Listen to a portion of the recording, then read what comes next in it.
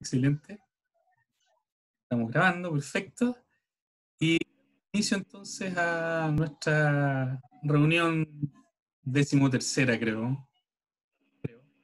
¿Sí? Sí, De correcto. nuestra reunión virtual. Así es que vamos entonces. Ay.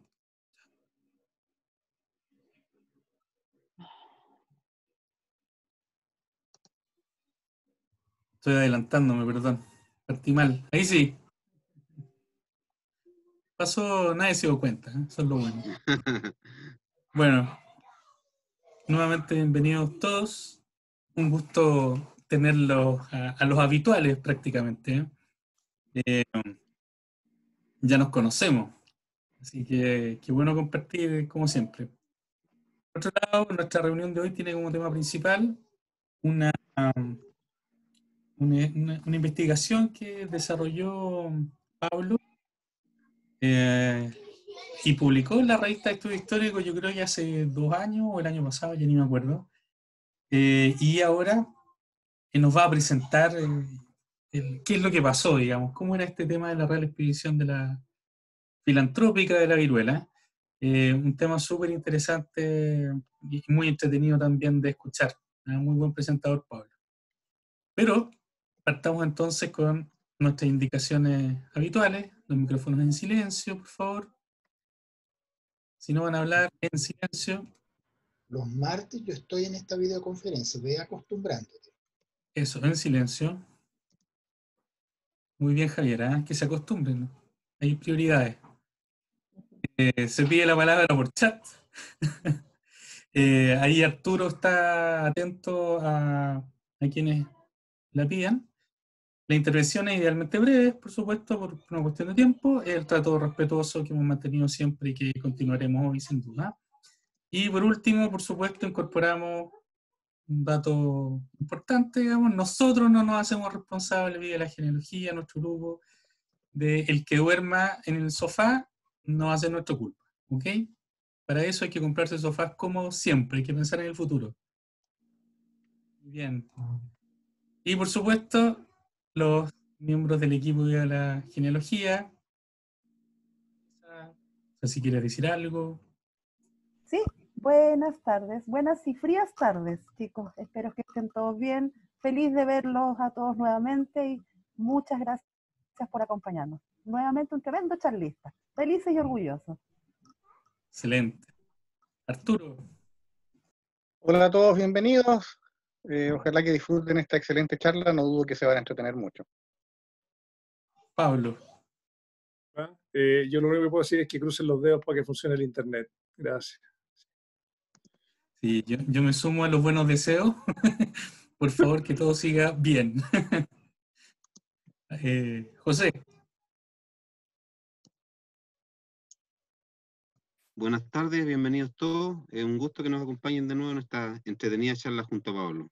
Gracias. Muy bien. Y vamos entonces al caso de la semana, que es el siguiente. Buenas tardes de nuevo. Bueno, tomamos un caso aquí que es el caso de nuestro amigo Mario Tapia, que creo que está por ahí. Ya había logrado entrar a la fórmula. Creo que Mario, ¿estás por ahí? Era de esperarse. Ahora ahí, saqué el micrófono. Bueno, Mario nos escribió contándonos un poco su búsqueda que tenía y dentro de los datos que nos fue dando, ¿cierto? El tema que él tenía es que está atascado con sus tatarabuelos, que son Adolfo Tapia Castillo, que se casó con Adeoldata Vergara Valdés. Él nos contó que tiene solo el acta de nacimiento de su bisabuelo, donde se han nombrado los padres con los nombres completos, ¿cierto? Y más datos que ha conseguido a través de la transmisión oral. Dice que su bisabuelo, al parecer, era hijo único dentro del matrimonio y tenía otro hermano por fuera, ¿cierto? Que era Francisco. Y más de eso no ha podido encontrar, ¿cierto? Otros datos que le ayuden a poder continuar hacia atrás. Bueno, él nos comenta que al parecer Adolfo también era hijo único. Y ahí nos envía una foto, ¿cierto?, de su bisabuelo, que está con su abuelo y las hermanas.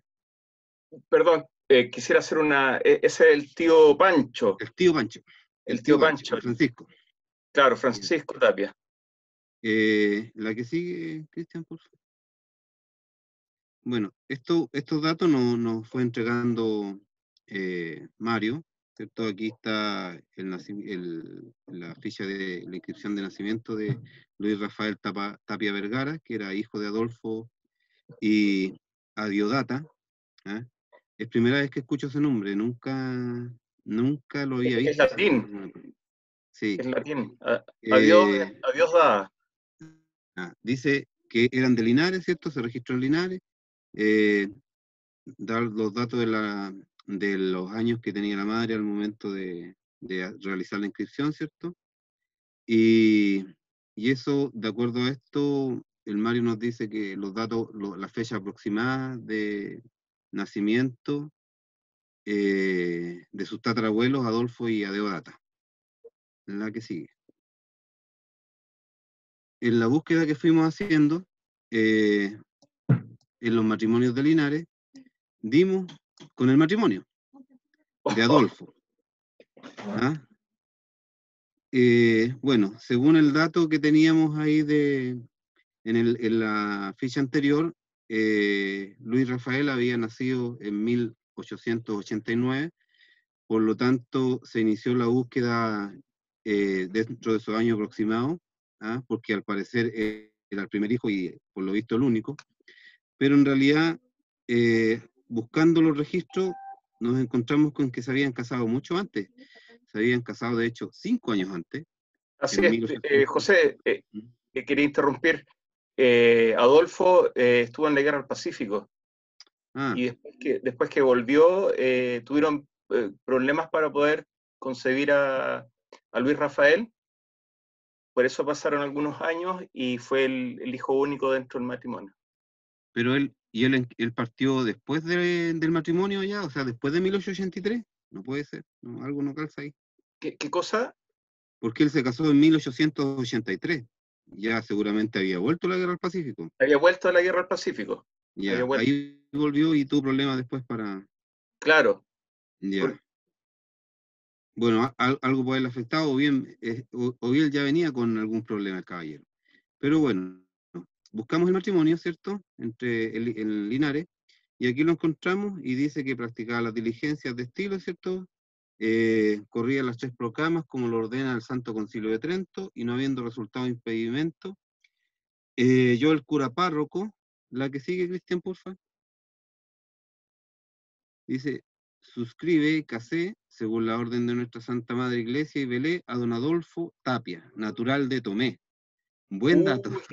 Increíble. Andabas harto perdido porque tú lo andabas buscando exclusivamente ahí, porque sí. Creo que hay muchos Tapia, de hecho revisando me di cuenta que hay muchos, pero en realidad era de Tomé.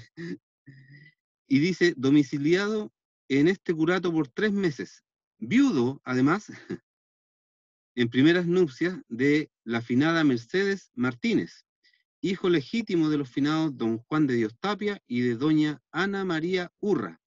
Aquí tenemos un problema, porque tú lo tienes registrado como Castillo. No sé de dónde salió el Castillo. Claro, quizá hay transmisión oral, quizá hay un problema. Sí, porque aquí dice que es Ana María Urra. Y se casa con doña Adeodata Vergara, natural de Colín y domiciliaria en este curato por 3 meses también, hija legítima de los finados don Nicolás Vergara y de doña María Ignacia Valdés. Coincide con los registros que tengo de las hermanas. Totalmente. Siendo testigos don Albino Pérez y doña Carmen Gutiérrez. Bueno, no revisé en realidad la información matrimonial, de hecho debe tener muchos más datos. Oye, José, te estoy tremendamente agradecido, es una tremenda sorpresa, es increíble, ¿no? Muchas gracias. Se trata de dar una sorpresa y ayudar con esto, porque aquí, mira, de hecho, bueno, como yo creo que todos también saben que esto a uno lo entusiasma y uno trata de seguir, revisé los registros de Tomé y en Tomé no está, así que por si acaso para que no lo busque allá. Debe estar en alguna parte cerca por ahí, pero en Tomé no está. La que sigue, tal vez debido a este documento, es que existe en la tradición oral que ustedes tienen el apellido Castillo, porque hay una defunción en Santiago de Adolfo, que consigue los nombres de los padres, pero dice que es soltero y tiene 50 años. Así que no... Claro.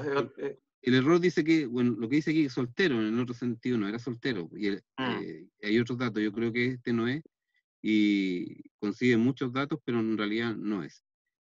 Así que, bueno, creo que esta era la última ficha que teníamos. No sé si hay otra, Cristian. ¿No? Y la coincidencia con los Vergara reafirma lo otro, le da peso al otro documento. Exactamente, ¿no? De hecho es ella y son los padres y claramente es la misma persona. Así que bueno, esperamos que con esto puedas avanzar un poco más en tu investigación. No, se pasaron. Esperamos muy que agradecido. te haya gustado, ¿cierto? La sorpresa. No, tremenda sorpresa, muchas gracias. Gracias a ustedes. Gracias, Cristian. Extraordinario. ¿Ven qué bonito? Qué bonita es la genealogía. Hace sentir persona. Bueno, continuemos entonces con nuestra segunda parte y yéndonos entonces al tema principal de hoy, a lo que nos convoca principalmente. Es el momento para que no falle internet. Adelante, Pablo. Dale. ¿Me escucha bien? Ya, tiene un problema menos. Sí, bueno, lo que nosotros queríamos mostrarles a ustedes es el estudio de un elenco. Ha salido durante las distintas charlas que hemos dado antes la palabra elenco, y dale nomás, Cristian. Y en el fondo queríamos mostrarles en qué consiste una investigación de elenco. El elenco está definido por lo típico que uno sabe, las letritas del final de la película. Ahí está todo lo que son los actores, los que forman la compañía teatral, la película. Cualquier presentación tiene un elenco, que es un grupo de gente seleccionada para ese performance. Pero también desde el punto de vista nuestro, lo que tiene que ver con la investigación histórica y genealógica, es un conjunto de personas que han sufrido o vivido un mismo evento. Es gente que trabaja junta y que por sí misma quedan constituidas como un único grupo con una vivencia compartida. Cristian, por favor. ¿Qué es lo que nos interesa a nosotros desde el punto de vista del análisis de un elenco? Primero tenemos que ver cuál es la constitución, qué es lo que está detrás de este elenco. Y generalmente esto es un hecho histórico o, como ya dije, un tipo de vivencia. Y eso significa que cuando lo queremos investigar, tenemos que entender cuáles son los detalles previos de este evento, cuál es la vivencia en sí, y qué es lo que pasa como consecuencia de la interacción de este elenco y de su experiencia. De aquí, de esta investigación, a nosotros nos van a salir nombres, lugares y fechas que son con lo que empezamos a construir nuestra documentación del evento en sí. Y podemos, cuando tenemos suerte, hay algún par de personas dentro de todo este evento, de todo este elenco, que se destacan por alguna situación especial. O porque son personajes conocidos, o porque se transforman en el héroe de la película y termina siendo una persona muy conocida a partir de un evento que nosotros estamos investigando. Dale, Cristian, por favor. Permiso. Algunos ejemplos de elenco son, por ejemplo, todos los asistentes a la 19ª reunión americana de genealogía. Ahí parece que faltan los más bonitos, porque creo que nosotros no estamos, Cristian. Creo que no habíamos llegado a la foto. El otro evento, el otro elenco a mano derecha es el Curato de Chile. Es un documento que existe donde está anotado el Curato completo de Chile. Está en el Archivo Nacional. Y podemos ver, por ejemplo, los miembros del Curato de los Andes, de San Felipe y de Putaendo. Abajo está el elenco re famoso de la mina San José, los 33. Y otro elenco sobre el cual se ha escrito mucho tiene que ver con el incendio de la compañía, donde murió un número enorme de gente cuando se quemó la iglesia. Cristian, por favor. Voy a tomar como ejemplo el Winnipeg. La historia del Winnipeg es algo que ha tentado más o menos conocido últimamente por el libro de Isabel Allende, más el aniversario, me parece que son 75 años que se cumplieron de la llegada del Winnipeg. Y si nosotros lo miramos a primera vista, lo que encontramos con el Winnipeg es que el elenco se conforma de más o menos 2.100 pasajeros, más tripulación, 2.100 españoles que estaban volviendo a Chile, o sea, llegando a Chile por alguna razón, o algunos chilenos. Pero cuando damos una segunda mirada, dale, Cristian, el elenco en realidad no lo forman tan solo los pasajeros. Hubo mucha gente que estuvo involucrada en esta historia, como la participación de Pablo Neruda como mediador, Pedro Aguirre Cerda, el Congreso chileno que se oponía firmemente a la llegada de todo este grupo de personas que venían con antecedentes políticos y con un prejuicio bastante grande respecto a su participación. También en el contexto histórico, todas estas personas, un alto número de ellos venía de los campos de concentración franceses, y al mismo tiempo el viaje en sí tomaba bastantes riesgos, porque como estábamos ya con todo el tema de la Segunda Guerra Mundial encima, había muchas posibilidades de que el Winnipeg fuera bombardeado por submarinos alemanes. Entonces, cuando ya tenemos todo este grupo de gente, todo armado, podemos construir la historia, qué es lo que le pasó a cada uno de ellos, y finalmente se arma una historia bonita, pero el último paso tiene que ver con qué pasó después. Y esto es todos los descendientes, que hasta el día de hoy es gente que los podemos ver en el día a día de nuestra vida real. Tenemos dos personas que están vinculadas al arte, como Balmes y Blue. Tenemos la Zabaleta y el Rumpi en la parte de la farándula. Tenemos un astrónomo y nuestra miembro, la Anita Calero, que es una de las personas que ha investigado con mayor detalle todo lo que tiene que ver con el Winnipeg y que me entregó parte de esta información. ¿Cuál es la idea de fondo? Es que el elenco no solamente es un número de personas, es un número de personas que tiene que ver con toda la vivencia que estas personas arrastran. Y esto es un poco lo que yo quiero contar de mi propia experiencia y un poco meterlos en la historia de lo que tiene que ver con la vacuna. Dale, Cristian. Yo juro que ojeando, y esto era de verdad, fui a mirar qué investigar, en el fondo varios. Me encontré, todavía no, me encontré con una lista de enorme de gente que venía con información personal, estaban sus nombres, en algunos lados estaban las calles, estaba cómo estaba formada la familia, estaban sus nombres completos, las edades, algunas veces con grupos familiares, etc. Y este grupo me empezó como a interesar y me puse a investigar qué es lo que había detrás de eso, ya Cristian. Y detrás de esta gente, de todas estas 4.000 personas que estaban documentadas en esta lista, estaba la Real Expedición Filantrópica de la Vacuna o la Real Expedición Filantrópica de la Viruela, como también está documentado en algunas partes, que fue constituida bajo el nombre de Sacrum Pietate in America, que tenía que ver con el gran amor del rey Carlos IV que tenía a toda la población americana que dependía de él. Cristian, por favor. Primero, ¿qué es lo que es la viruela? La viruela, todo el mundo más o menos sabe, una enfermedad contagiosa que la causa un virus, que lo que genera son ampollas en el cuerpo que se llenan de pus, que forman costras y cicatrices permanentes en la piel, que puede dejar ciega a una persona, la puede dejar con muchos daños secundarios o matarla. La viruela se consideró siempre como una pandemia, que palabra que está muy de moda, y tiene que ver con la propagación mundial de esta enfermedad, a diferencia de una epidemia, que es la que se mantiene en el mismo lugar. En la literatura, la viruela está conocido como uno de los más temibles ministros de la muerte, como la cruel parca que se lleva a la humanidad, etc. Dale nomás, Cristian. Una pregunta para todos, porque sea un poco más interactivo. ¿Desde cuándo el ser humano ha inmunizado contra la viruela? ¿Desde cuándo creen ustedes estas 4 alternativas? En España, desde 1910 después de Cristo, en Inglaterra y las colonias, desde 1878 después de Cristo, China y la India, entre el año 980 y el 1100, o en Egipto, India y China, desde el 1500 antes de Cristo. Cristian va a hacer una encuesta ahora. Contesten, por favor, y vamos a ver sus resultados. Yo voy a contestar la correcta.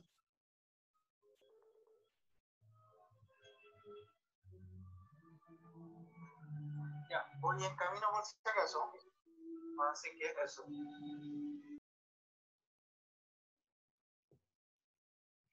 Dale nomás, Cristian, con lo que tengamos.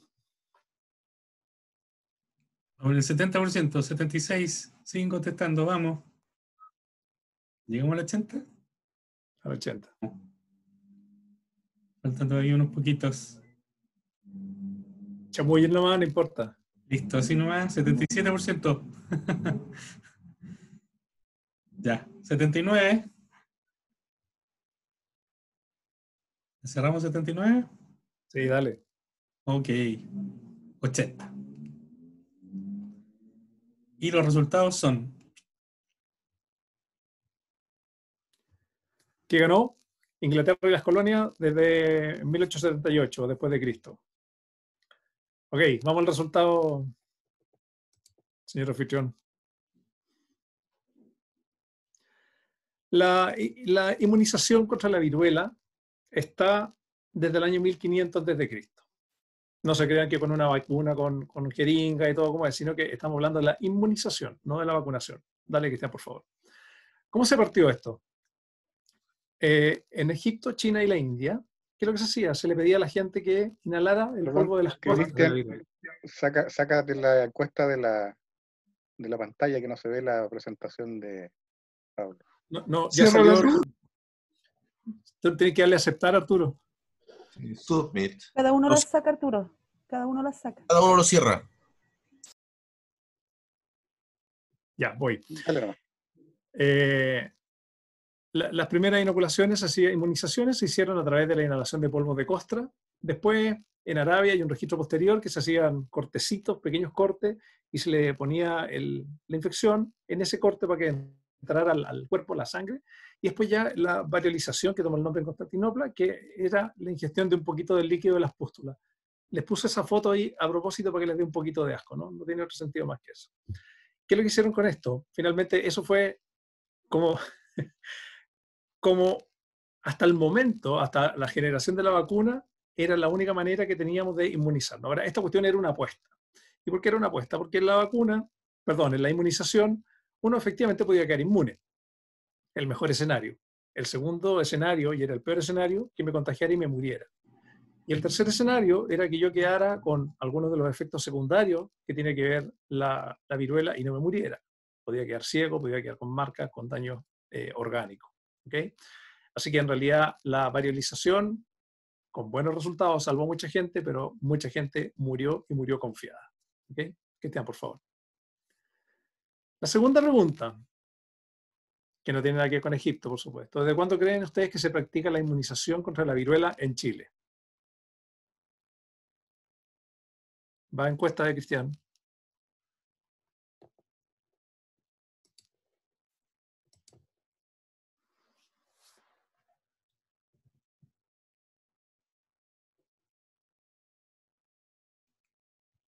¿Está peleado?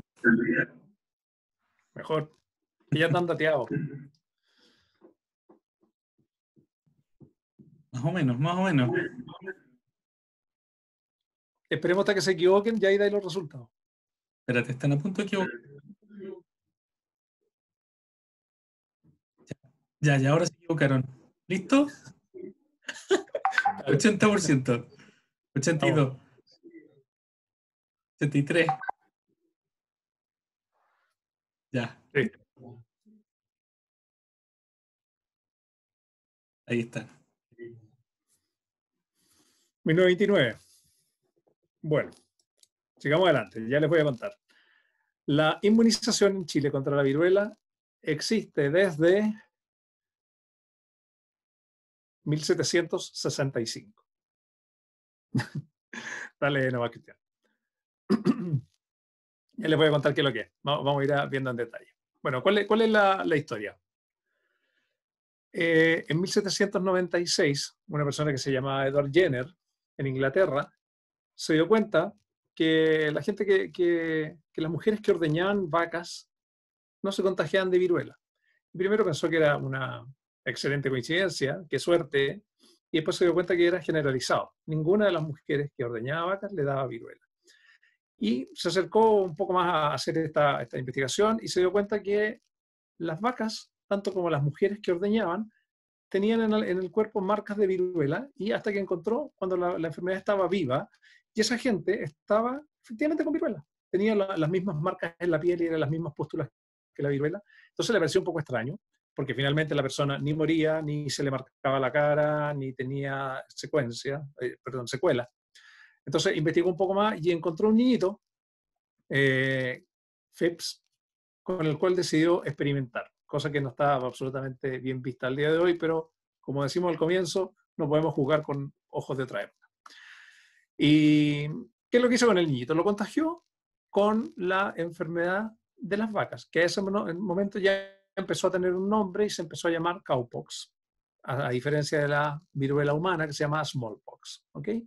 Entonces, al niñito lo contagió con el cowpox. Espero que efectivamente se enfermara, que le brotaran las pústulas, se mejoró y peque.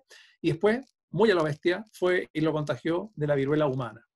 Y efectivamente, como él estaba planeando, como sospechaba y era parte de sus investigaciones, el niño no fue, revolucionó completamente la medicina, tanto que se creó hasta el Instituto Jenneriano, donde se empezó a hacer esto masivo. Y esta información, por supuesto, como todas las buenas noticias, llegó rápidamente a España. Dale, Cristian. Y llegó coincidentemente con... sí, ahí cambió. Llegó a España en el momento en que una de las peores plagas que había tenido Colombia y Venezuela, la Nueva Granada, se estaba desarrollando. Era una pandemia horrorosa y la gente estaba muriendo, pero por tonelada. Entonces ellos, diciendo que son españoles, exigen tener los mismos derechos que los peninsulares y que se les tiene que enviar la vacuna. Para lo cual, Su Majestad Carlos IV decide formar lo que se llamó la Real Expedición Filantrópica de la Vacuna. Y el objetivo era vacunar a todos los territorios de ultramar, las Filipinas, América. De hecho, agarraron vuelo y llegaron hasta China. Dale, Cristian. Para eso tenía que formar grupos de trabajo.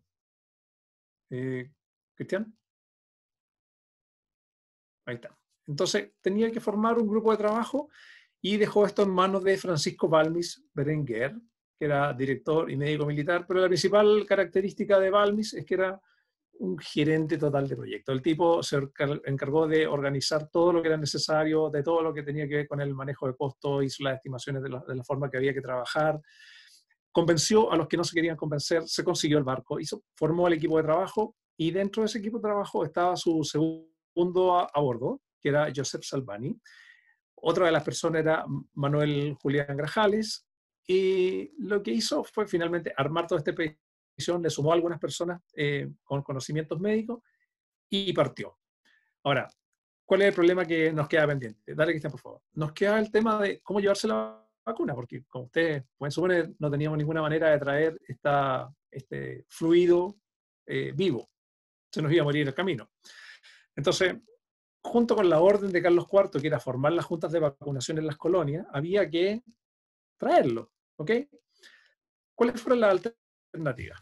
Primero era traer toneladas y toneladas de pus de vaca, lo cual era totalmente descartado por la conservación. Tampoco era válido traerse las vacas porque todo el mundo sabía que esto iba a terminar en un gran asado. Era imposible que las vacas se enfermaran de a una como va a ser mantener el fluido. Entonces se les ocurrió inventar lo que se llamó hombro con hombro. Y ahí es donde entra en juego Isabel Zendal o Sendales y los niños vacuníferos. Nuevamente usamos niños para esto. ¿Qué es lo que se hizo?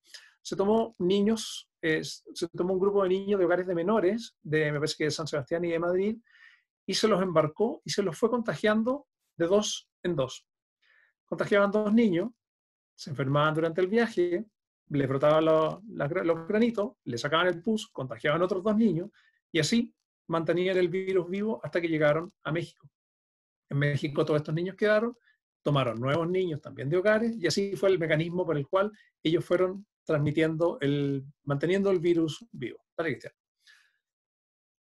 La ruta que tomaron ellos partieron desde Coruña, pasaron a Islas Canarias y ya están llegando a América, llegan primero a San Juan de Puerto Rico, pero los ingleses se habían adelantado y los trataron pésimo, tuvieron una pésima recepción, y de ahí en adelante decidieron no parar en Puerto Rico, les complicaba además porque tenían un cálculo bastante exacto de cuánto, muy entre comillas, duraban los niños enfermos, con lo cual se les estaba acabando la reserva de niños, perdón por lo bestia, pero es así, hasta que llegan a Caracas. Y en Caracas se cumple todo lo que ellos estaban esperando. Los recibieron espectacular, acuérdense que eran ellos los que lo habían pedido, pueden reabastecerse de niños, y hacen principalmente el cometido que tenía que ver con crear las juntas de vacunación o las casas de vacunación, que lo que tenían como misión era encargarse de que en el lugar donde ellos llevaban, la vacunación siguiera viva, En el fondo tenían que encargarse de mantener fluidos, de encargarse de vacunar, de hacer todo lo que tenía que ver con las promociones, todo el marketing, conseguir la gente,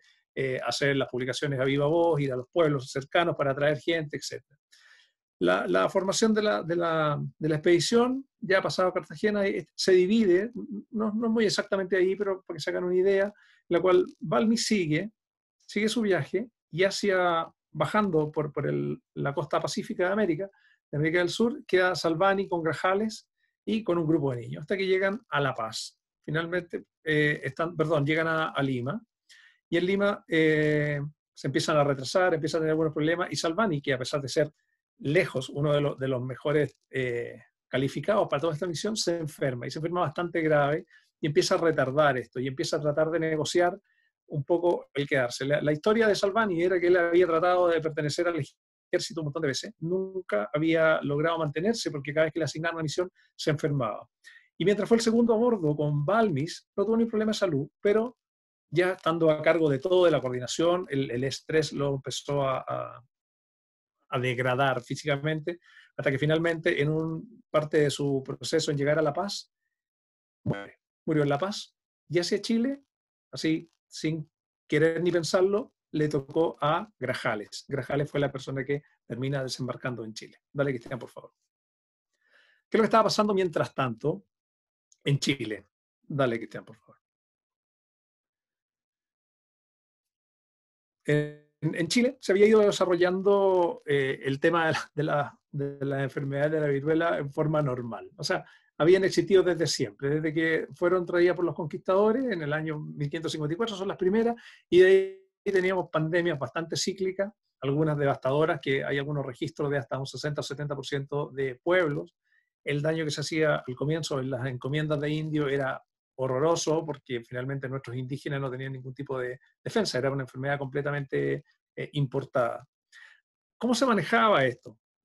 Con rogativas, con procesiones, con novenas, con todo tipo de manifestaciones religiosas, en la cual se le pedía a Dios y a los santos y a la Virgen que por favor ayudaran a la población. No había ningún tipo de prevención médica porque no existía el conocimiento todavía. Cristian, por favor. Más o menos en los años 1740 empieza a desarrollarse el concepto de la cuarentena en las ciudades. Estoy hablando de Chile ahora, ¿ok?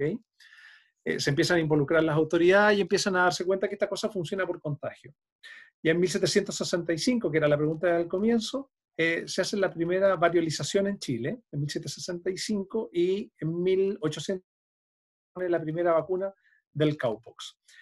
Paralelamente, el gobierno estaba preocupado de qué es lo que estaba pasando. Acuérdense que esto es un gobierno que depende de España. Y ahí entra en juego Judas Tadeo Reyes, que era el protomédico, y redactó para Ambrosio Higgins las reglas de la sanidad que tenían que ver cómo se enfrentaban todo este tipo de pandemias. Cristian, por favor. El concepto que hay detrás de la transmisión de las pandemias en ese minuto, sobre todo las enfermedades que tenían que ver por virus, es que se transmitían, curiosamente, en los olores. ¿Okay? Entonces, la mayoría de todas las precauciones tenían que ver con la transferencia aérea de las enfermedades. Primero, deciden dar la sugerencia, no todas partes se hizo, de construir 2 hospitales, hacer todo vento para los contagiados y llevarlo vento para los otros. El tema de las cuarentenas, que ya lo habíamos conversado, pero eso implicaba más bloquear las ciudades de todo tipo de comercio. Si llegaba a producirse algún tipo de comercio, tenía que venir la persona que vendía, dejarlo en la orilla de un río, venir alguien de la ciudad, bañar todo esto en vinagre, tomarlo y volverlo a la ciudad para vender. Pedían que se fumigara el aire quemando hierbas y palos aromáticos, nuevamente, porque si mataban el olor, mataban el contagio. ¿Okay? Había que fumigar con vinagre dentro de las habitaciones, y además pedían que todo aquello que en el fondo era, que uno siente y dice, oh, no me lo voy a comer porque es muy pesado, que se evitara. Se prohibía el alcohol, se prohibía la carne, era una sugerencia, no es que se prohibiera. En el fondo decía, todo aquello que ponía el cuerpo pesado era fomentar el contagio. Y además, por primera vez, se empiezan a poner algunas restricciones religiosas, en la cual se le hace una solicitud a la iglesia que por favor dispense de la cuaresma y de la vigilia, porque tanto la cuaresma como la vigilia debilita el cuerpo. ¿Ok? Cristian, por favor. Bueno, finalmente,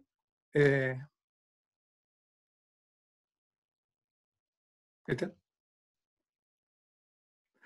Ok, el 24 de diciembre finalmente llega la expedición a Chile, llegó al Paraíso. Estaba pensado que viniera de La Paz y de La Paz se viniera por la cordillera y fuera bajando a distintos lugares, Copiapó, etcétera, hasta que llegara, perdón, bajara por Copiapó y se viniera por tierra a Chile, pero finalmente la enfermedad de Salvani cambió todos los planes y llegaron por mar a Valparaíso el día 24 de diciembre.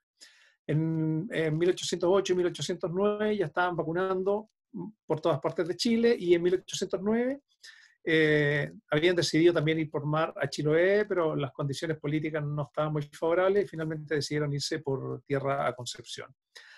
¿Qué es lo que se hizo? Ahí en la transcripción del texto, en el fondo se hace una convocatoria a todas aquellas personas que, por favor, vengan a vacunarse a los centros de vacunación. Generalmente se habilitaron las municipalidades y todos los lugares que eran más o menos centrales en las plazas de armas, y incluso se les daba un poco de alimentación y decía por ahí, creo, tenían donde amarrar el caballo y comía para los caballos. Querían hacer la masificación de la vacuna a todo nivel. Cristian, por favor. Permiso. Después de las primeras etapas de la vacuna, se tiraron con todo. Empezaron con publicaciones en el diario, que en esa época, bueno, no era precisamente una publicación diaria, pero ahí en el fondo se iban contando los avances.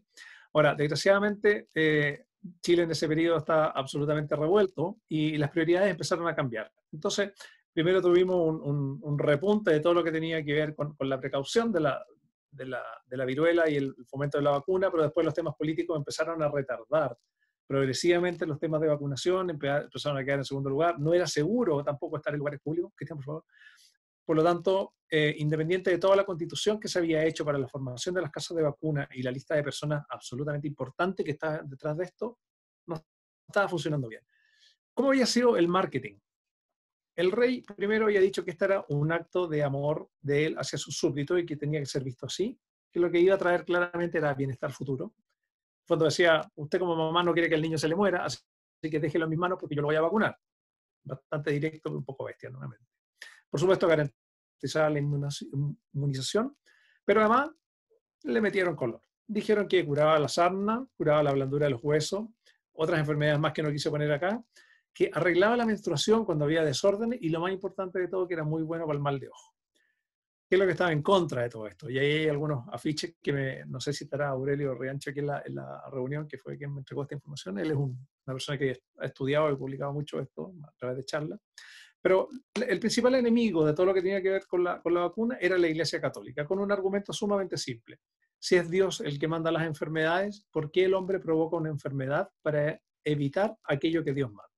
¿Ok? ¿Qué es lo que hicieron ellos?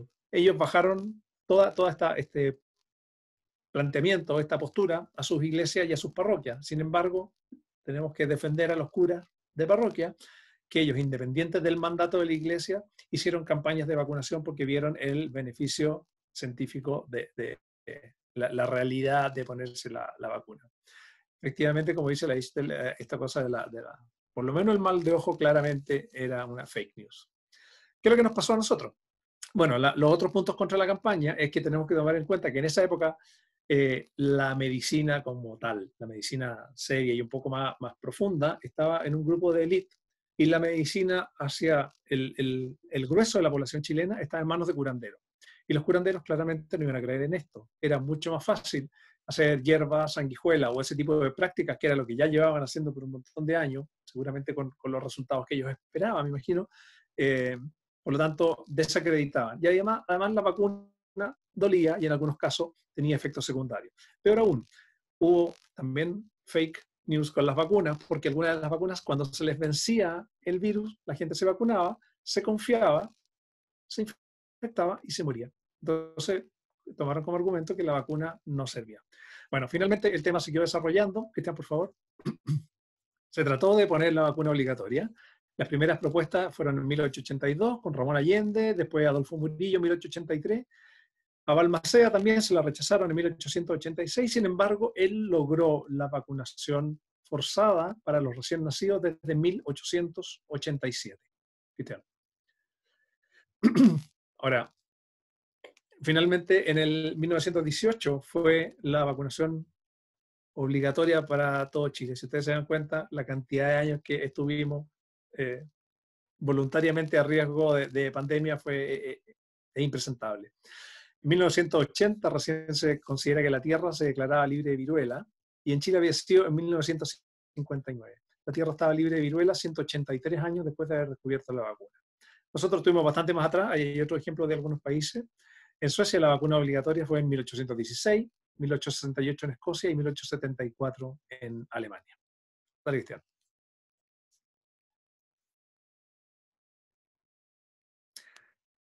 Yendo un poquito más, ahora les quiero mostrar un poco lo que tenía que ver con los documentos que yo encontré, porque finalmente hay una historia que tiene que ver con personas, ¿ya? Los documentos eran de todos los cuadernos de vacuna, que no tenemos idea cuántos llegaron a ser, pero se pueden imaginar, o sea, todo el tiempo que se ha estado vacunando, solamente se rescataron 2, el de 1808 y 1809, 808 y 809. Cristian, por favor. La información, ¿cómo venía? Venía repartida, dependía de la persona que había tomado los datos, ¿ok? Podían venir los nombres de las personas, dónde vivían o cómo fuera. Aquí hay una pequeña transcripción. Podemos ver nombres con apellido, nunca 2 apellidos, nombre y apellido. ¿Y de dónde venían? De la chacra de Salas, de la Recoleta Franciscana, empiezan a aparecer nombres, empiezan a aparecer lugares. En algunos otros lados dice Juanito Pérez, que vive frente a la botica de la calle del Rey, o un caballero que vive a 7 cuadras de la torre, un señor que vive detrás del molino, personas que vivían al otro lado del río, que vivían en la chimba, en la bajada del río, detrás del cerro, al lado del basural, en la cañada, en orilla de canal. Bueno, la verdad es que hace una descripción, dale más, Cristian, hace una descripción del Santiago de la época muy, muy entretenida. Aparecen, como digo, varias profesiones, aparecen lugares. Y voy un poquito más detalle. De la cantidad de gente que aparecen en estos libros, hay 4.457 vacunados. 1.399 es vacuné a 2 personas, vacuné a 4 personas, gente que no sabemos quién fue. Hay 3.060 identificados. Ahora, hay 86 personas con género ambiguo. Todas estas personas que se llaman Carmen, Rosario o Mercedes, que no sabemos si son hombre o mujer. 846 sin información de sexo, 1.383 hombres y 745 mujeres. Respecto a la gente en general, sean o no sean de Santiago, hay 218 personas que son clasificados como don o doña, lo cual ya nos está poniendo en cierto estrato de la sociedad. Como ustedes ven, la proporción de 218 a los 4.457 es bastante baja. Los vacunados en Santiago, hay reportes por calle, aparecen lugares adicionales que uno piensa que son bastante modernos, pero pueden ver, por ejemplo, que en 1808 ya existía Manquehue. Estaba el basural, lugares como les comentaba yo, detrás del cerro, la bajada del río, la botica de la calle del Rey. Y hay otras clasificaciones de los vacunados. Están por lugares y localidad. Hay reportes de personas que son dueños de casa y que además arriendan piezas. ¿Y quiénes son las personas que viven en la pieza de esas casas? Aparecen gente que se va a vacunar con sus esclavos. Aparecen reportes de chacras, quintas y haciendas donde estas personas venían porque venían en grupos trabajadores. Coincidencialmente venían familias, porque uno se da cuenta que aparece un papá, un señor, cualquier nombre, señor Pérez, una señora de otro apellido y 4 niñitos Pérez. Claramente estaba el papá, la mamá y los niños. ¿Ok? Y aparece una lista de personas de paso en Santiago. Esto, como decía, el detalle de todo esto, los nombres de las personas y cada uno de estos está en la publicación que comentaba Cristian al comienzo, en la revista de Estudio Histórico, con todo esto absolutamente detallado con los nombres completos, con las ubicaciones, ordenadas por barrio, etc. Ahí pueden darle una mirada. ¿Vale, Cristian? Y bueno, eso en general, la información que tiene que ver con un elenco, que es lo que en fondo queríamos transmitirle, tiene que ver con el hecho de poder construir la historia en torno a ese grupo de gente. Ese grupo de gente tiene un nexo que lo hace elenco, y eso es lo que uno tiene que investigar y ampliar mucho más allá de la mirada. Si en el Winnipeg nos quedamos con los puros pasajeros, nos perdemos la historia del campo de concentración. Eso. Muchas gracias. Extraordinario, Pablo. Muchas gracias. Buena. Muchas gracias. Fantástico, Pablo. Gracias. Muy buena. Vale. Buenísima. Podríamos entonces... siente. Muy entretenido, muy bueno, Pablo. Hay que ir a vacunarse. Por favor. No, gracias. No, Cuando gracias. lleguen las 300 vacunas del COVID de China, hay que ponernos de conejillo de India. Hombro con Me hombro. imagino. Hombro con hombro. Busquemos un niñito. Oye, buen tema. No sé, Arturo, si tienes, anotaste por ahí. No se ven preguntas, está ahí. Felicitaciones. No veo preguntas para atrás. Vale. Igual está todo documentado y está todo anotado, así que... Sí, Pedro Torres quiere hacer está levantando ahí el dedo. Activa el micrófono, Pedro. Ahí va. Bueno, yo pareciera que soy el mayor de todo el grupo. Cuando yo ingresé al colegio a los 6, 7 años, me vacunaron en el colegio contra la viruela y lo que dijo Pablo, me hicieron con un hisopo, me apoyaron en la piel aquí en el brazo y luego me rajuñaron con una aguja. Y eso Plumilla. fue todo. ¿Ah? Con una plumilla. Con una plumilla. Y al pocos días, o sea, al día siguiente ya empezó a inflamarse y esa fue mi vacuna. O sea, quiere decir que se mantuvo hasta el año 50 más o menos, ¿no es cierto?, ese sistema de vacunación. No sé si después, pues yo es la única vez que me vacuné, claro. Eso nada más. Y agradecer, fue muy bueno, Pablo, muy divertido. Y ojalá tengamos esas charlas para más adelante también. Gracias. Muchas gracias, Pedro. Alex Barrantes tiene un comentario. Sí. Oye, Pablo, una consulta. Buenas tardes a todos. Gracias por tu charla estupenda. Recién mencionaste fechas, ese gran cuadro de fechas a la mano izquierda. Yo rescato 1872, 1876. Fue que tuvimos viruela, ¿verdad? Todas esas fechas. Sí, la información de todos esos años son información que yo tomé del Cabildo. El Cabildo de Santiago registra cosas tanto de Santiago como de provincia, más alguna documentación. Ya no me acuerdo bien los libros, ahora los datos los copié de donde ya los tenía, pero hay mucha documentación de... Mira, te cuento, la familia de mi tatarabuelo, don Venancio López Astorga y su mujer, doña Anastasia, tuvieron 10 hijos y murieron en el 70, 73, 71, 77, 77, 8, y ellos dos en el 75 y en el 73. O sea, se diezmó la familia de un solo porrazo. Quedaron 4. Increíble. Y te hablo yo en el campo, aquí un pueblito cerca de Ovalle, que es totalmente campestre, en su hacienda, pero todos muertos. Y fíjate que en ninguna de las actas de defunción aparece la causa. Me llama mucho la atención. De hecho, ellos dos, los viejitos, están enterrados en la iglesia principal de Ovalle y no aparece ninguna cosa. Como dato, qué manera de morirse la gente, esa era mi pequeña observación. Y Pedro, yo no soy tan mayor, pero también me pusieron la misma vacuna aquí como a los 8 años, en el año 72. Me rajuñaron el brazo y todavía es que una marquita muy simpática que todos tenemos, que es la marca de la viruela. Gracias a todos. Me consuelo entonces porque no soy tan viejo entonces. O sea, soy viejo, pero no tan anticuado. Eso, gracias. Pablo, bueno, excelente tu charla, te felicito. Revisando yo los registros hace tiempo ya, en realidad, cuando estuve buscando los datos sobre las familias que fundaron o que llegaron primero a Galvarino, revisé unos libros sobre la memoria de colonización de aquí en la Araucanía.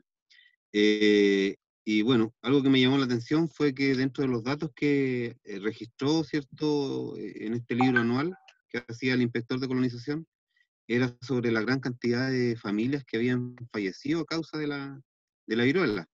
Y bueno, daba bastantes detalles, por ejemplo, no sé, nombraba una familia, por decirte la familia Blanco de Quino, decía, se fue a visitar a la familia Blanco y se dio por enterado que el padre, junto a los 7 hijos y la esposa, estaban contagiados.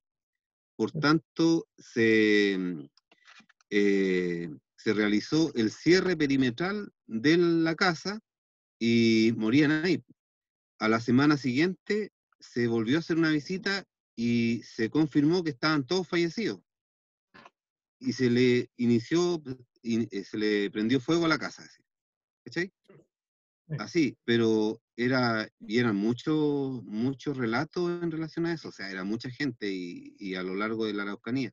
También después hay otro libro del pastor Grimm, que era un pastor suizo que visitó a la familia de colonos y él también hizo el mismo relato y comentaba también, él recorrió a caballo toda la Araucanía buscando los colonos en las condiciones que vivían y también relataba sobre el gran daño que estaba haciendo la viruela en la población de colonos, de cuánto habían fallecido, cuántas familias enteras se habían perdido, y también da un dato que era bien importante, que, por ejemplo, muchas de las familias en que los niños no se contagiaron o se mejoraron, posteriormente fueron criados por otras familias, de colonos también, vecinos, y otros fueron criados por los mapuches.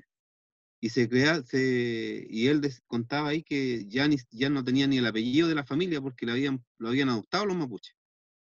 Y en los registros de Victoria, que parten en 1889, hasta por lo menos 1910, hay libros de defunciones, yo digo que el 50% con registros de personas fallecidas por la viruela.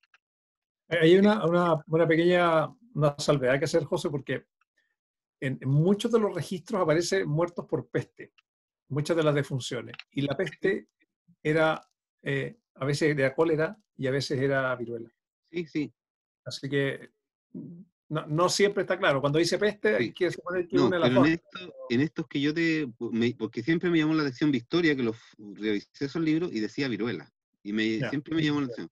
Porque en otros vi peste, calentura y otras cosas así, pero especialmente los de Victoria decía viruela. ¿Y la disentería? ¿Ah? ¿Viste disentería, que era muy común? También lo vi. Y de hecho, bueno, no sé si recuerdan que en algún momento, hace un tiempo atrás, subí una foto que fui a recorrer un campo donde yo había tenido la información de que uno de mis ancestros, creo que era Félix Cerda, había donado como una hectárea para hacer un cementerio para los muertos por la viruela. Y ese terreno aún existe y está lleno de mata porque la gente dice que hay pena a la gente porque están todos enterrados ahí. Y no lo siembran ni nada, está lleno de árboles y maleza. Perfecto. Hay varios cementerios como así como son los cementerios de disidentes. En algunos lugares se pueden identificar los cementerios de apestados. Cementerios de virulentos. Claro.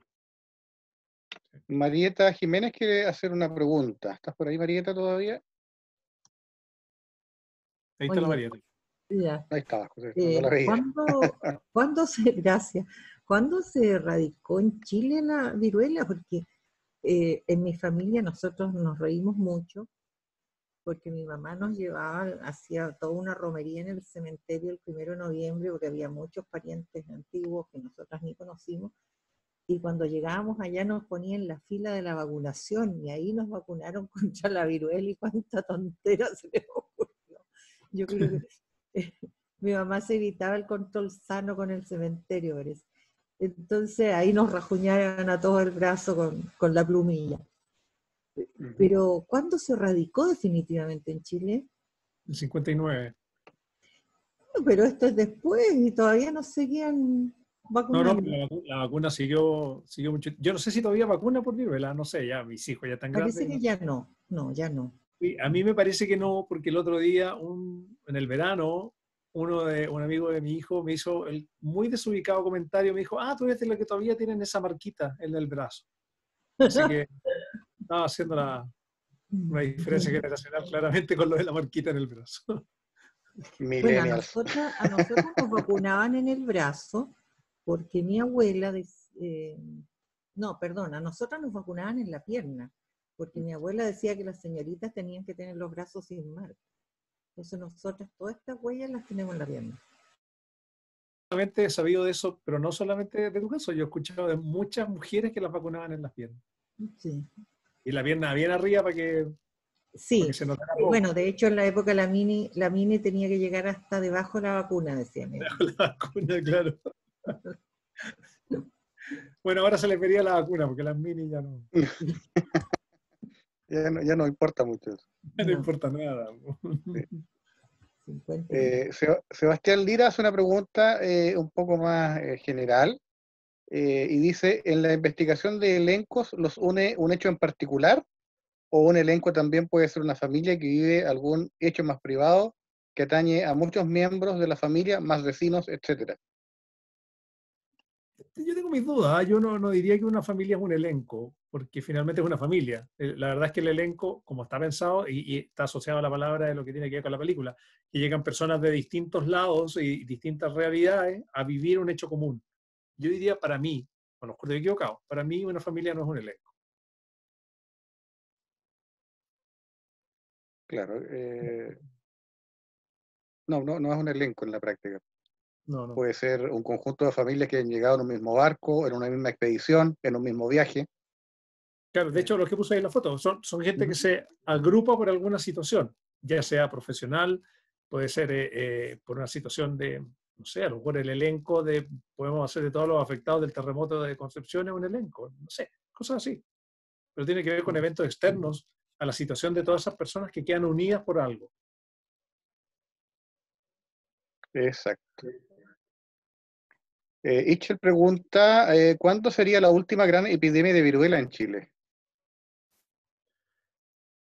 Es que yo no estoy seguro. Yo sé que a fines del siglo XIX seguían habiendo epidemias grandes y tengo la duda si hay en el siglo XX. Tengo la duda, pero... Yo tengo entendido que hubo una grande en 1900 y algo, en Valparaíso sobre todo, 1906, 7 por ahí, pero no sé si hay después. Y creo que después de esa fecha se hizo un código sanitario en Valparaíso también, para enfrentar algo, pero no estoy segura si es la última. Yo no lo podía ser categórico. Sé que en el siglo XIX seguían habiendo con vacuna y todo, porque la gente era reacia. Y finalmente lo que se iban salvando eran los niños que habían sido logrados ser vacunados con la ley de Balmaceda. Pero los adultos no. Los adultos no. Piensa que esos mismos niños, cuando tenían 30 años, sus papás tenían 50 y se seguían enfermando. Y eso era 1920, así que de más. Hay una... perdón, en la página del Ministerio de Salud, estaba mirando recién, en el programa de inmunizaciones, habla aquí que los logros más destacados, dice, se encuentra la erradicación de la viruela en 1950, la poliomielitis en 1975 y el sarampión en 1992.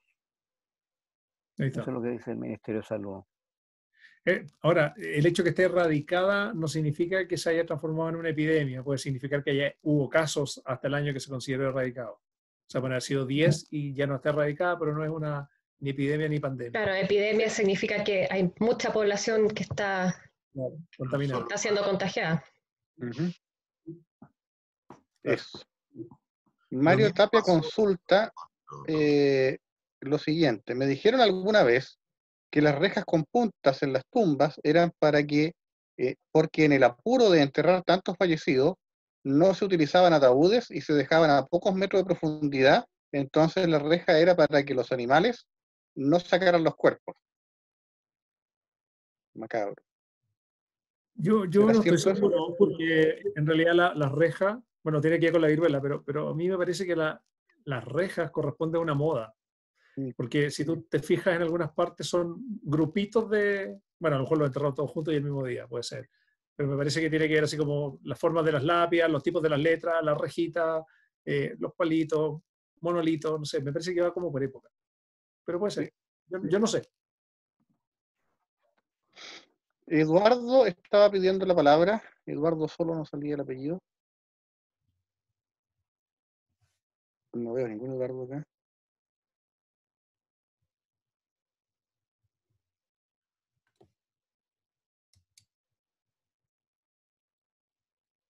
Eduardo Espinosa. Eduardo Espinosa parece que era, sí. No sé, ahí hay un Eduardo. No era Eduardo Espinosa. Ya. Al agua. Al agua.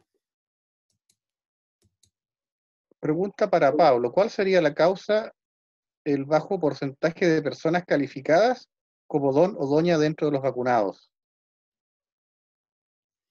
yo creo que correspondía al porcentaje de la población, igual que como hoy día tú decís, no, sabéis que la élite de Chile corresponde al 6%, me imagino que tiene que haber algo de ese estilo, porque, bueno, además hay que tomar en cuenta también que la Iglesia estaba haciendo una influencia bastante importante para que esto no pasara. Y muchas de las familias de las que están con don y doña tenían 1 o 2 curas dentro de la familia, así que puede ser tanto como influencia como el porcentaje que corresponde al nivel socioeconómico en relación a la población. No sé, Cristiano, ¿qué opinas tú? ¿Estás de acuerdo? Sí, yo creo que anda bien. Más o menos un porcentaje de los dones. ¿Sí? Sí, claro. Es como la proporcionalidad de las élites de todas las sociedades. Claro. Javier, quisiera hacer un comentario, por favor. ¿Cuál Javier sería? No aparece el apellido aquí en el...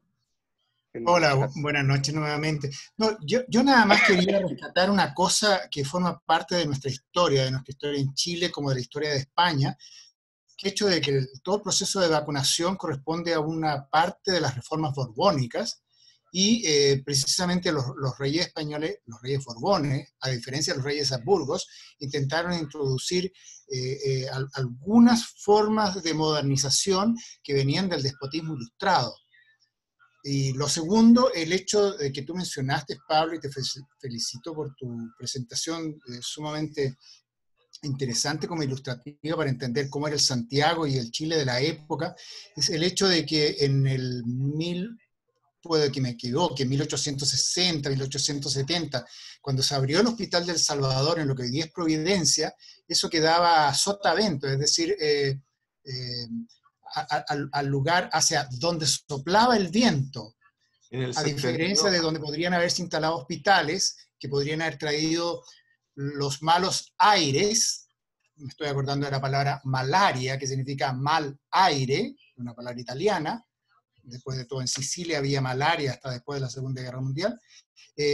Los hospitales para tratar gente que estaba apestada, como vi una palabra que usó una persona aquí del chat, que estaba apestada, estaba ubicada en un lugar donde no podía contaminar la ciudad.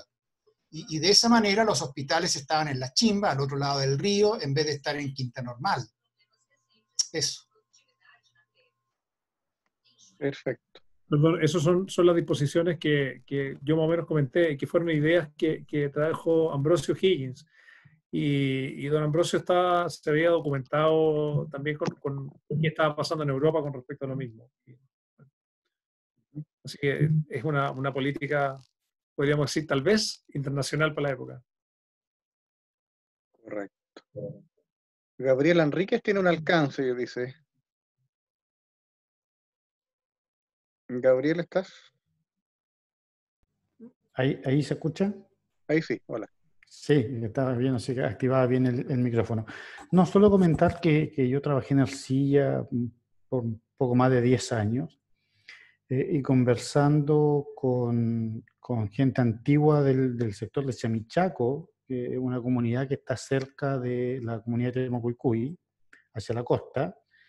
Ellos comentaban que anterior a 1900 había un lazareto cerca de esa comunidad, que era un lazareto de segundo piso, y que ahí iban a dar todos los contagiados por alguna peste, y que los cadáveres, la gente que fallecía en el lazareto, la disparaban por la ventana del segundo nivel a un pozo que estaba justo bajo la ventana, y que era la forma de deshacerse de los cadáveres de los infectados. Era contarles solo eso. Terrible. Y bastante poco higiénico además, yo creo. Porque... Eso. No tengo más comentarios ni preguntas. ¿Cristian? Sí, comentario sobre las pestes. Estaba buscando ahora mismo un artículo muy bueno de Jaime Valenzuela, si no me equivoco, sobre pestes. Entonces trae un listado bien extenso también de las plagas que nos han azotado. Y tiene también él mismo un artículo muy bueno del terremoto 1647, donde expone uno de los efectos que se produjo luego del terremoto son las pestes. Y después como que seguía un poquito la línea esa de los efectos posteriores del terremoto, y pasó lo mismo en el de 1730, en el de 1751. Entonces, cuando uno ve la historia de los terremotos, 2 años después, 5 años después, clavado una peste, y son pestes terribles.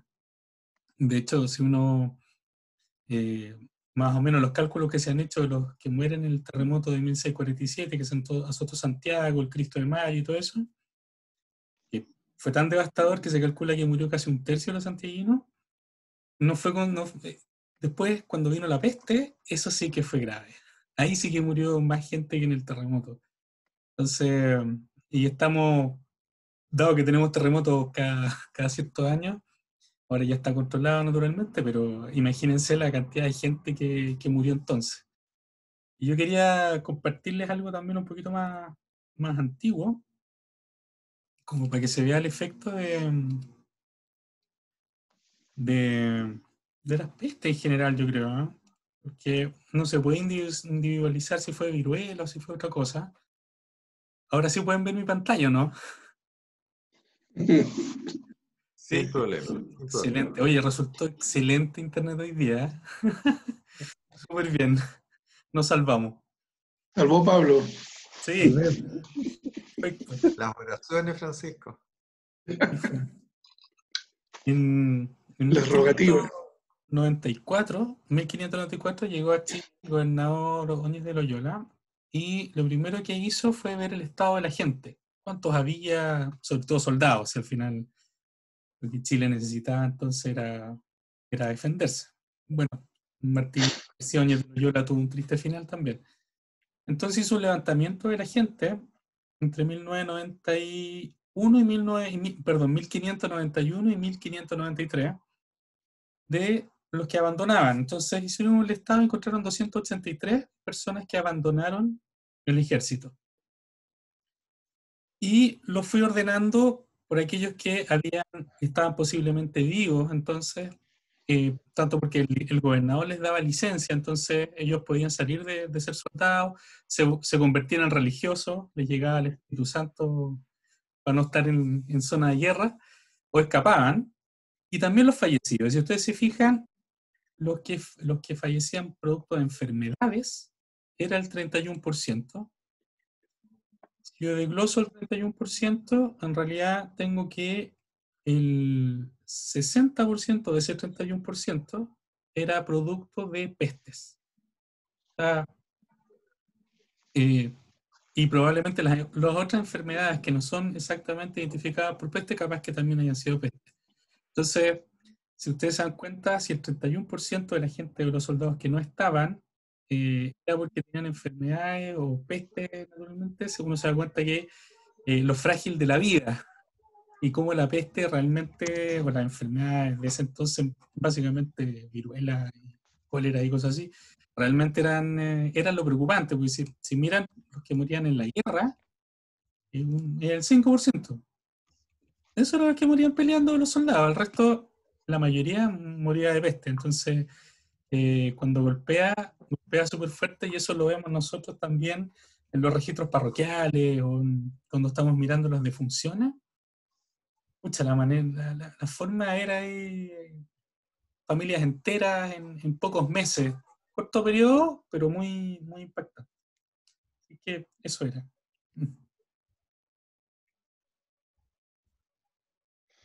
Conforme. ¿Puedo contar una historia? Claro, Francisco. Bueno, yo trabajo un poco lo que es para el norte, por el lado de mi madre. Ellos son de la zona de Taltal, La Salitrera, todos esos sectores, Antofagasta. Cuando chico, bueno, mi abuela Blanca, ella nació en 1898 en Taltal. Mucho de mi juventud, mi niñez, lo pasé yo viviendo con ellos en Antofagasta, y siempre noté que mi abuela tenía la cara llena de marquitas, de surcos, de hoyitos. Obviamente como niño chico jamás se me iba a ocurrir a preguntarle a mi abuela qué es lo que era eso, porque el combo que me llegaba, pero ya una vez maduro y hablando con ella, le pregunté qué es lo que era eso, por qué tenía esas marcas. Ella me habló de que aproximadamente por 1905, cuando ella tenía unos 7 años, en Taltal hubo viruela, ¿Y a dónde la donde, ponemos? donde casi murió, digamos, la mitad de los niños que en esos años ahí. Me contaba de que ella tuvo un hermano mayor que ella, 2 años. Es el tema. Lo habían mandado, ¿cómo se llama?, a comprar. De la casa salió, ellos vivían cerca de la plaza de armas de Taltal, o ¿cómo se llama?, le pidieron que fueran a comprar. Y justo andaban Lazareto, andaban como cuando andan recogiendo perros, andaban recogiendo los niños que andaban infectados. Ellos ya andaban con manchas, los tomaban y se los llevaban al Lazareto sin preguntar a papá ni nada. Y entre ellos pillaron a su hermano y se lo llevaron. Inmediatamente llegó una vecina a la casa de los papás de mi abuela avisándole de que se habían llevado a Ricardito, los del Lazareto. Y lo que hicieron mis abuelos fue tomar a mi abuela, que ella ya estaba con esa enfermedad, y la escondieron en el gallinero de la casa. Dice que ahí tenían una cantidad de gallinas que la metieron al fondo, taparon, pusieron gallinas y la dejaron ahí aproximadamente por una semana sin poder moverse, porque los lazaretos, ellos andaban, entraban a las casas sin decir nada, pescaban y se los llevaban. Bueno, Ricardo se lo llevaba estando enfermo, pero no tenía, ¿cómo se llama?, una enfermedad en que estaba con fiebre y todo eso, y murió en el lazareto. Y mi abuela, después de una semana en que ya esto se calmó, ella pudo salir y se salvó, y bueno, mi abuela murió de 100 años. Y eso era un poco lo que hacía en Taltal, pues yo me puse a buscar las informaciones y toda la gente, muchos menores, hay cualquier cantidad de menores muertos, lo que es en Taltal, la salitrera del cantón de Taltal, todo lo que está ahí alrededor. Era eso nomás. Uy, felicidades, Pablo, muy bueno tu clase. Vale, gracias, Panchito. Correcto. ¿Alguien que se me haya pasado? Porque parece que revisé todos los chats y no veo más preguntas. ¿Alguien que se me haya pasado que me haya quedado en el tintero? ¿Pedro? ¿No? ¿Arturo? No, yo, perdón. Pedro parece que quiere sí. aportar algo. Cosas que son un poquito de las otras anteriores. El libro, yo cuando se habló de los cementerios, tuve un problema y llegué muy tarde. Por lo tanto, no escuché nada del cementerio general, de los cementerios de Santiago. Solo una pregunta. ¿El libro 1 del cementerio general existe? Porque existe también la idea de que se lo llevó el director de una época X. Esta es una pregunta. La segunda pregunta es, ¿dónde puedo saber qué importancia, porque ahora me enteré que también era más importante que incluso Victoria, que Traiguén tuvo una importancia, no sé, histórica sería, ¿no? A partir de 1880, por ahí. Porque mi bisabuelo materno, Iturriaga, estuvo un tiempo trabajando allá y mi abuela nació allá y una prima de ella también nació en Traiguén. ¿Dónde puedo encontrar más información que los libros de historia no están? Algo sobre Traiguén, su actividad económica, por qué mi bisabuelo, que era un campesino, se fue a trabajar allá. Esas son las dos consultas. Gracias.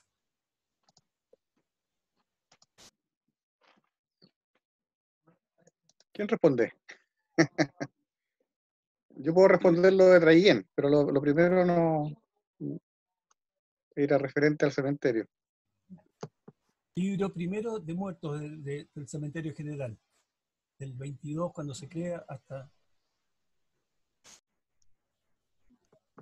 ¿Sabes qué? Yo he visto, perdón Arturo, he visto en el catálogo de cementerio general en el, ¿cómo se llama? Family Search, y al parecer hay libros ahí que están microfilmados y no desconozco el año, pero hay harta información, hay 3 ítems distintos para revisar con respecto al cementerio general, más allá de que sean solamente pases de sepultación. Hay hartos títulos de propiedad, hay muchos libros de personas fallecidas, tanto alfabéticamente como en lugar de sepultación. Pero yo creo que habría que echar una miradita ahí, porque sí parte desde 1821. Tienen información de ahí. Perdón, Ruby, en Family Search, dices tú, pero en cuanto a los libros, yo los revisé en terreno, hará unos 30 años atrás, y el libro 1, siempre me dijeron, se lo llevó el director de esa época. Era genealogista. Y empiezan como el año 28, desde por ahí ya empiezo a tener información.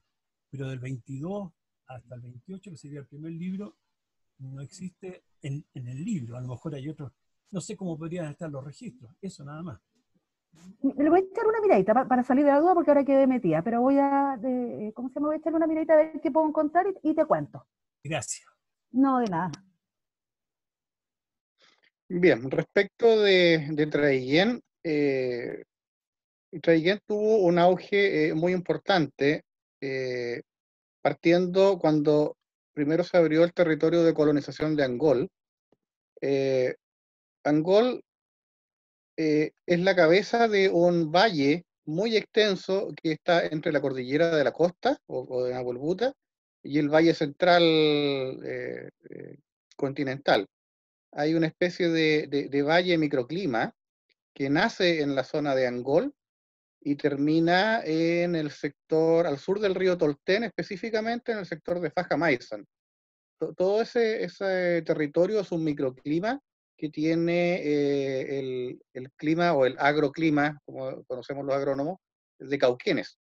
Pues se dan cultivos, o se dieron por muchos años cultivos que en el resto de la región no se daban.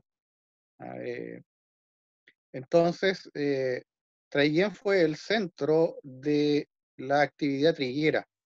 Se abrieron grandes extensiones de cultivo de trigo, cientos de miles de hectáreas, para fabricar harina, principalmente exportable hacia California, principalmente por la fiebre del oro.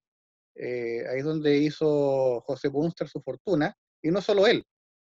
Bunster fue el molinero más grande, el industrial más grande, pero hubo una serie de molinos más chicos en distintos pueblos, en Los Sauces, en Purén, en Lumaco. En Lumaco habían 5 molinos, y Lumaco es un pueblo de primera, pone segunda en el auto y pasan de largo, o sea, es un pueblo muy chico.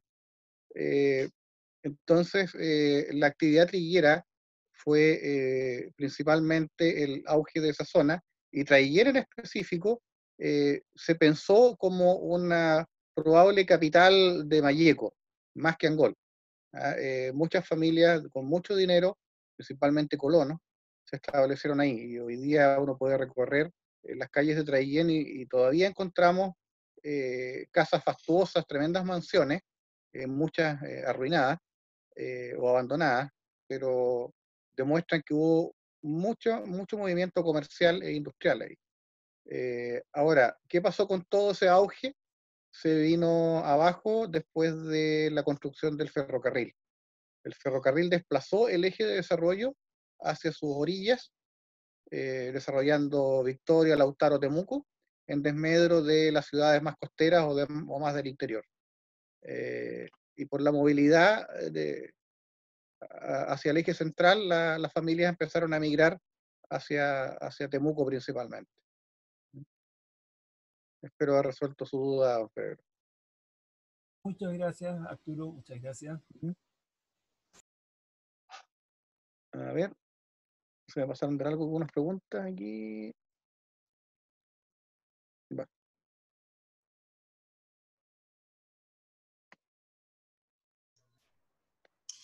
Por favor, quisiera hacer una pregunta a los que entienden más. El otro día estuve solicitando información bajo la ley de transparencia a la Armada. Y en realidad Directemar, porque estoy buscando un marino mercante. Directemar me derivó a la Armada me derivó a Transparencia, y Transparencia me dejó en un formulario electrónico. Y en el formulario electrónico que al final no pude enviar, me pedían mi fecha de nacimiento. Y como yo ya tengo más de una cincuentena de años, llegar a mi fecha de nacimiento fue casi imposible y cuando llegué me lo rechazó. ¿A alguien le ha ocurrido eso en la página de transparencia? En la piedra de tope fue la fecha de nacimiento, que hay que llegar del 23 de junio del 2020 a la fecha del nacimiento. Bueno, yo me coloqué, por supuesto, edades de 1970 y 1980, pero aún así me la rechazaba una y otra vez. ¿Alguien sabe de eso? ¿Cómo sortear ese problema? Yo creo que tuviste un problema puntual, Javier, porque yo uso bastante la página de transparencia y no he tenido problemas. De hecho, tengo más problemas con la gente de transparencia mismo, que muchas veces me dicen que mejor vaya para allá a ver, aunque uno diga, oye, estoy en pandemia y recluido. Bueno, pero cuando pueda. Así que no. Pero la página en sí no. Lo otro es que puedes hacer es que en otra página, cualquiera de transparencia, tú te creas un perfil y el perfil de transparencia es universal para todo transparencia. Entonces te lo creas en otra página, haces cualquier pregunta en cualquier otra parte y después te metes a transparencia y te conectas con el perfil que ya está creado y te rellena todos los campos automáticamente. Ya, gracias. Mauricio Chamorro pregunta, ¿dónde puedo encontrar información histórica de unos lugares? Son específicamente 3, Cauquenes, Los Sauces y Pelarco. Bien distribuido, ¿eh? Bueno, Los Sauces, por el lado de Los Sauces, como es Los Sauces nació como un fuerte militar, así que la información debe haber ahí en las memorias del Congreso, y posteriormente se establecieron muchos colonos suizos y alemanes ahí, franceses también, en las memorias de colonización.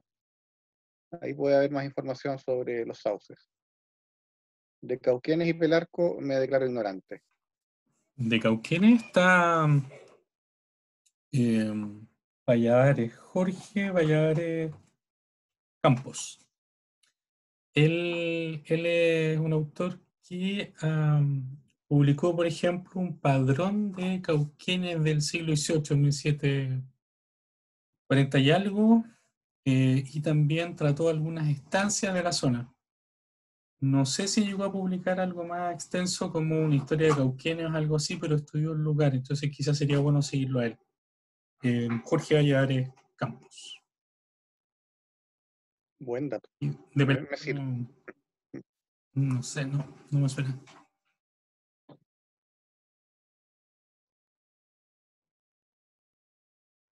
Arturo. Dime, José. No, alguien habló de los lazaretos hace un rato. En Los Ángeles había uno, ¿cierto? Había un lazareto, sí. ¿Y dónde estaba ese? Uno que le llamaban los guanacos. No sé si, no, ese estaba hacia, como detrás de la,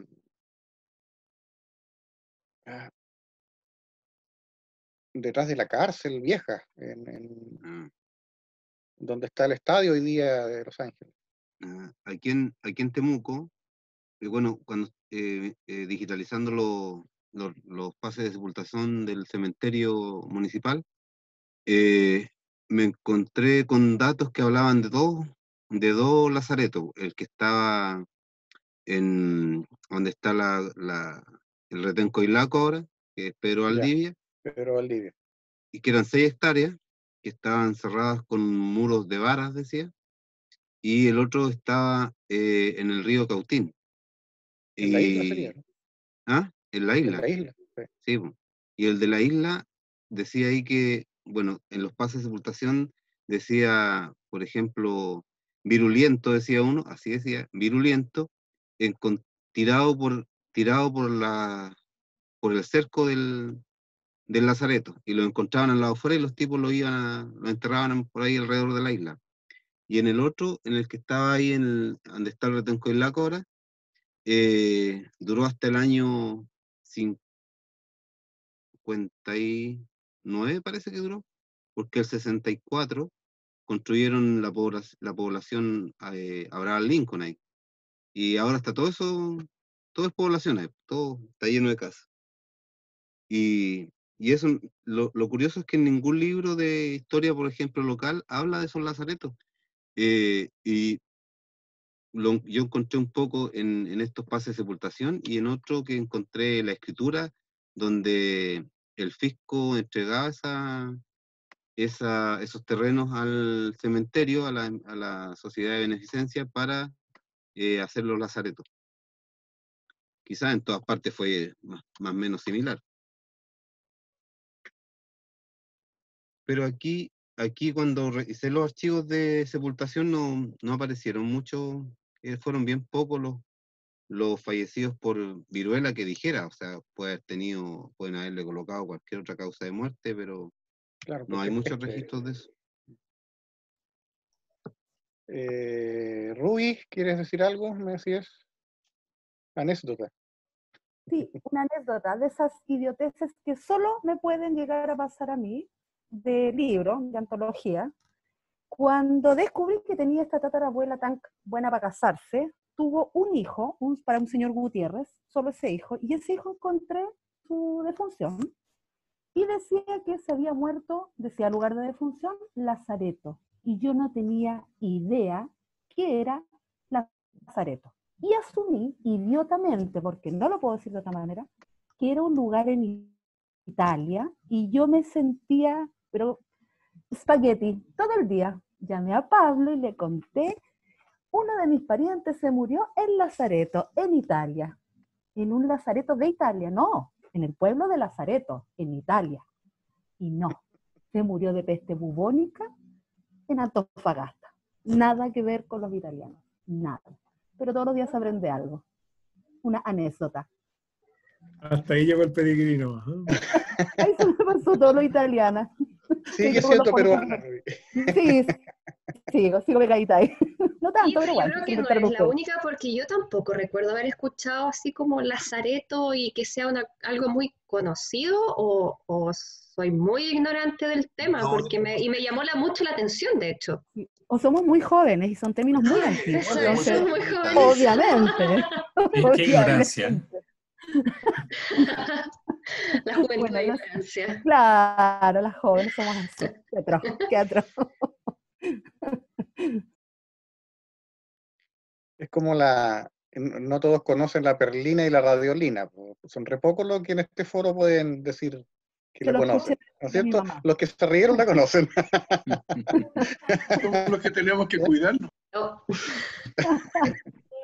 ¿La perlina y la qué? No salgan a la calle. Eran detergentes que se usaban en los años 50. Para blanquear la ropa.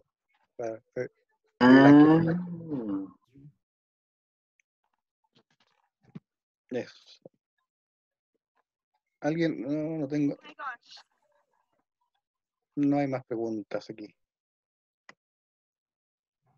Ya pues. Entonces, estamos. Estaríamos. Listo. Oye, la última reflexión, ¿no? Se dan cuenta que los que estamos acá en este momento, en esta reunión, descendemos de los que sobrevivieron de todas esas pestes. Se los dejo. Increíble, ¿eh? Vamos a ver la próxima semana. La próxima semana. El abuelo de la familia de 10 quedaron somos 4. Los con suerte. Y vengo yo, pues, Cristian, como decías tú. Oye, Cristian. Perdón, Alex.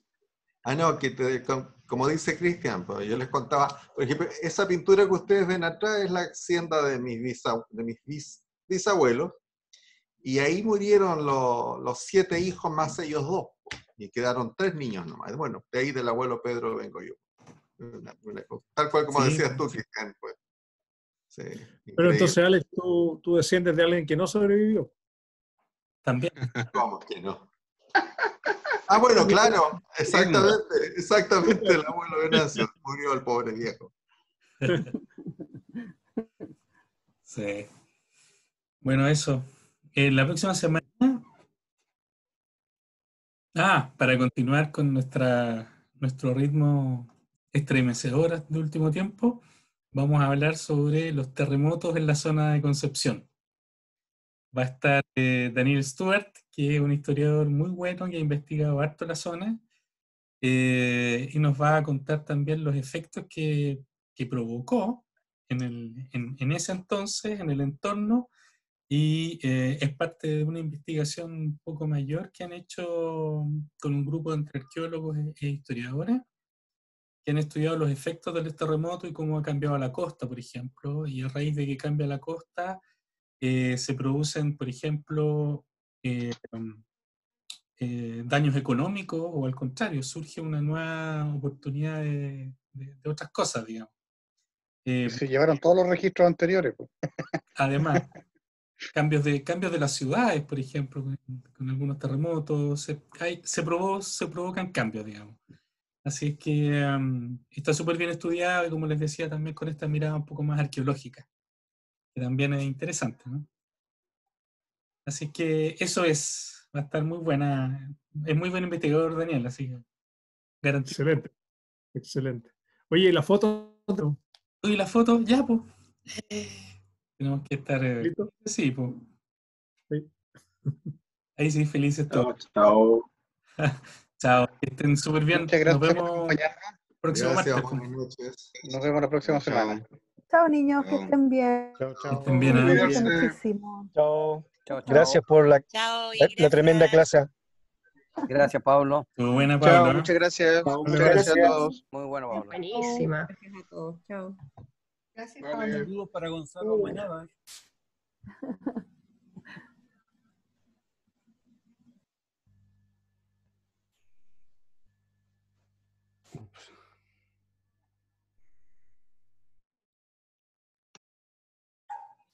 Cristian, se fue. ¿Estás ahí, Cristian? Yo, sí. Cristian Oye, Cofre. sí, una con consulta él. cortita. Vi la charla el otro día de Magisteritas. Excelente. Ya. Muy buena. Ah, ya. ¿Y ya lo pusieron entonces? Sí, la subieron ayer. Ya. Consulta, ¿tú sabes si hay alguna forma de comunicarse con ellos porque no existe un teléfono directo? O si, la verdad que quiero saber si están recibiendo los test ya o no. Se supone que sí. ¿Sí? ¿Pero eso Sí. con certeza? Te lo puedo averiguar. Puta, te lo agradecería. Con certeza. Tengo el test hace como 3 meses refrigerado, guardado.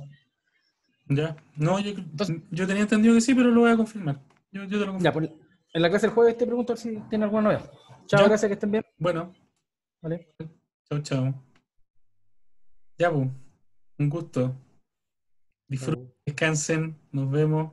Cuídense mucho nomás. No salgan de la casa. Nos vemos, ¿ah? Chao, chao.